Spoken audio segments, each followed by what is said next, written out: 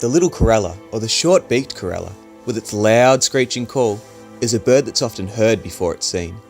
These playful and curious birds are found over almost all of mainland Australia, thriving in a variety of habitats, from savanna woodlands and mangroves to urban cityscapes and rural farmland. The little Corella is a highly adaptable species. Little Corellas are thought to be extremely intelligent birds and can often be seen in flocks of thousands, feeding, communicating and playing together. But how do these group dynamics impact Corella behaviour?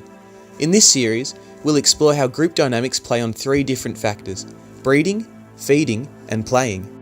Social monogamy is prolific in birds. However, little Corellas are one of the rare examples of genetic monogamy.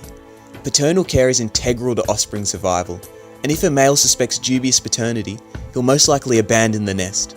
This can be incredibly costly for females and young.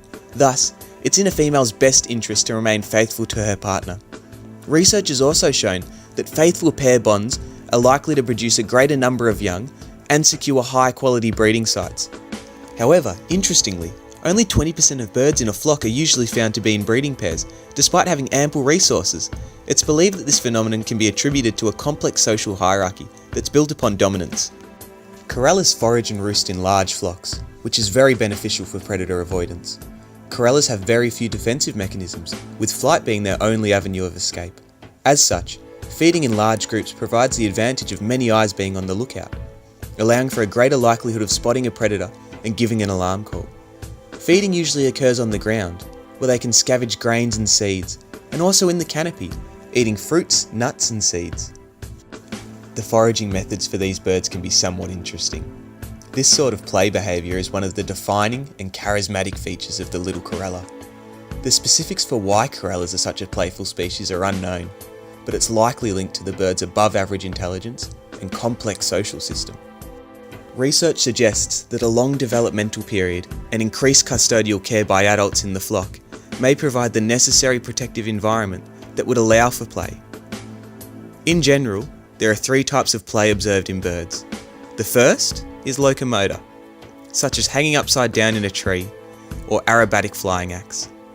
The second, social play, such as these 2 birds wrestling, seemingly for fun.